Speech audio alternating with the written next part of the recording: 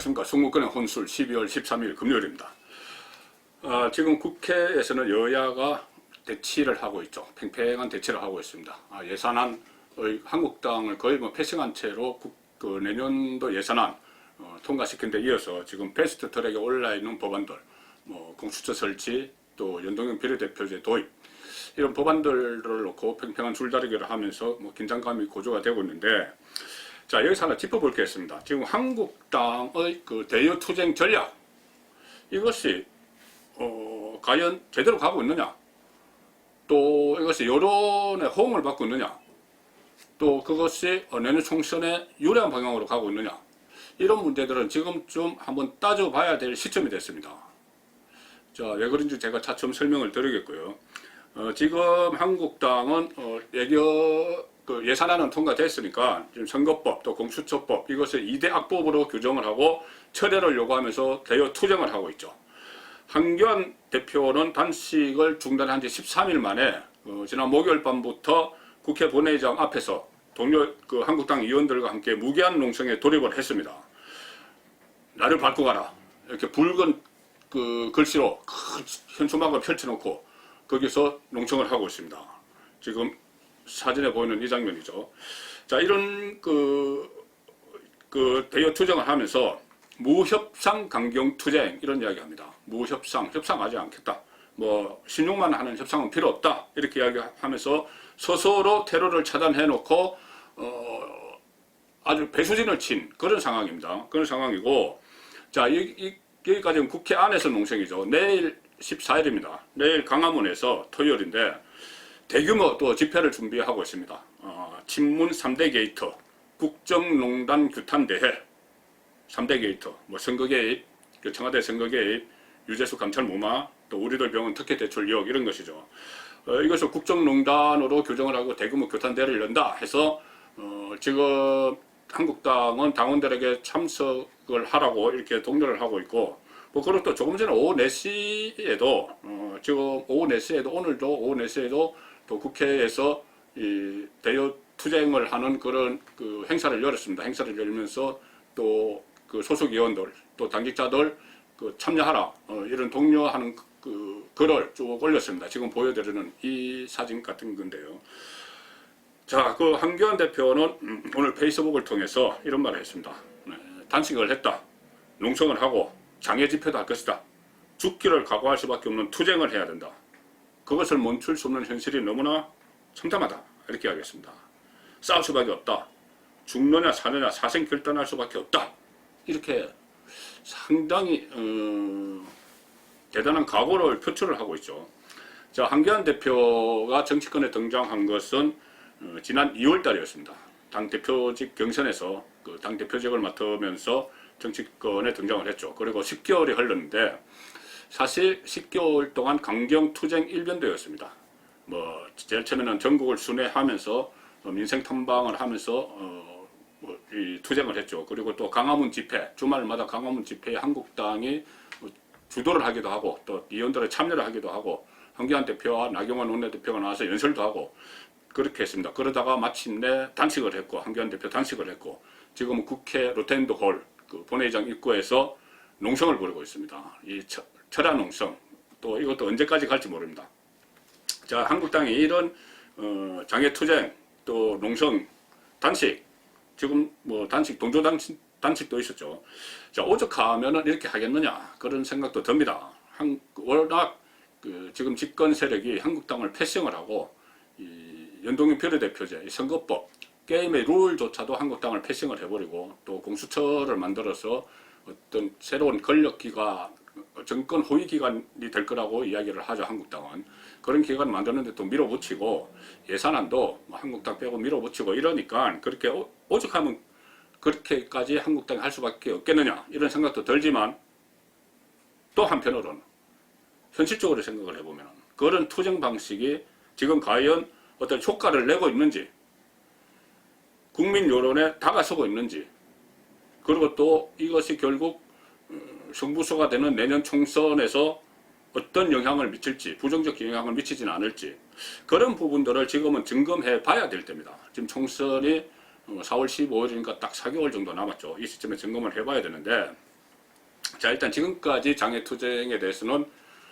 제 생각을 떠나서 여론이 부정적입니다. 500조 원이 넘는 나라 살림, 내년도 나라 살림을 짜는 예산 심의에 한국당은 참여를 못했습니다. 어쨌든 결과적으로 전략 부재였던, 막무가내식 여당이 밀어붙이기였던, 어쨌든 참여를 못했습니다. 그래서 몇몇 한국당의 예결위원장 이렇게 몇몇 사람을 제외하고 대부분의 국회의원들은 자기들 지역구 예산을 챙기지도 못했습니다. 다 소외됐죠. 지역구 예산은 부차적인 문제라고 해도 어쨌든 나라 살림살이 500조 원이 넘는 규모의 나라 살림살이를 짜는데 108명의 국회의원을 보유한 제1야당이 전혀 참여를 못했습니다. 전략 부재죠. 결과적으로 그렇습니다. 그리고 긴급한 어떤 민생 관련 법안들도 처리가 늦춰지면서 가령 예를 들어서 민식이법, 그 석굴종 관련 법이죠. 민식이법, 유치원 3법 이런 것도 결국은 처리가 늦어지고 또 이렇게 되니까 모든 것이 지금은 한국당 탓으로 좀 돌아가는 그런 분위기입니다. 민주당은 일을 좀 하려고 하는데 한국당이 발목을 잡는 거 아니냐. 이것이 아마 중도층에서도 그런 분위기가 있는 것 같습니다. 일종의 투쟁 피로감, 대여 투쟁 피로감이 생기는 그런 현상이죠. 이것이 지금 여론조사 결과로 나타나고 있습니다. 여론조사가 100% 믿을 건 아니지만 그래도 추이는, 경향은 읽을 수가 있죠. 한국 갤럽 조사, 이번 주 조사 오늘 발표한 것을 보면은, 문재인 대통령 직무 수행도가 전주보다 1%포인트 높아져서 49%가 됐습니다. 오히려 1% 높아졌습니다. 부정평가는 2%포인트 하락해서 43%였습니다. 자, 이 상황에서 정당 지지율을 보면은 좀 심각한 결과가 나왔습니다. 더불어민주당 지지율이 한 주 동안 2%포인트 상승을 해서 42%가 됐습니다. 한국당 지지율은 오히려 1%포인트 빠지면서 20% 됐습니다. 자칫하면 10%대로 추락할지도 모릅니다.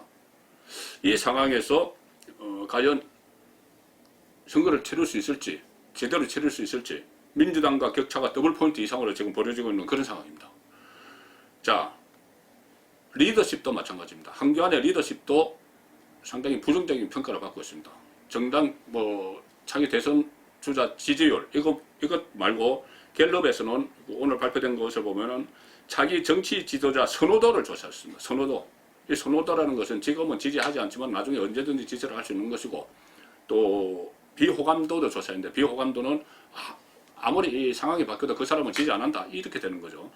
자, 선호도, 그러니까 호감이 간다는 응답을 보면은 한기안 대표가 18%인데 그 앞에 있는 사람들이 이낙연, 심상정, 박원순, 이재명, 유성민 5사람입니다. 6번째가 한교안 호감이 간다. 18%. 이낙연 1위, 이낙연 50%.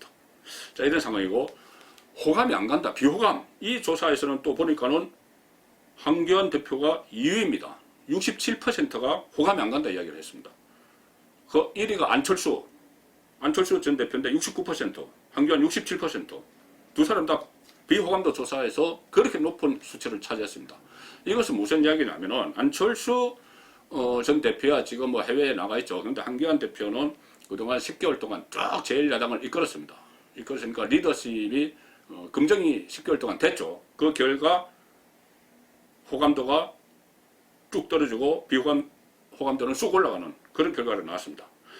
이것은 결국은 장애투쟁은 한계가 있다. 이것을 수치로 좀 보여주는 그런 결과라고 선거권의 혼수를 봅니다. 그래서 전략을 좀 바꿔야 되는데 어떻게 바꿀 것이냐.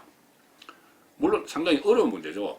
어려운 문제인데 지금 당장 생각할 수 있는 것은 어쨌든 빨리 전국을 패스트트랙 전국에서 벗어나서 총선 전국으로 끌고 가는 수밖에 없습니다. 총선 전국으로 끌고 가서 이슈를 선점을 하고 사람들도 막 새로 좀 데려오고 또 구도도 한번 변화시키는 노력도 해보고 제가 어제 말씀드린 대로 개혁 공천을 넘어서 생존 공천도 한번 해보고 그런 방향이 필요하겠죠. 물론 이 패스트트랙에 타 있는 공수처법이나 연동형 비례대표법을 그냥 법 여건이 하도록 내버려 둘 수는 없겠죠. 그것은 저지를 하는 최대한의 노력을 해야 됩니다.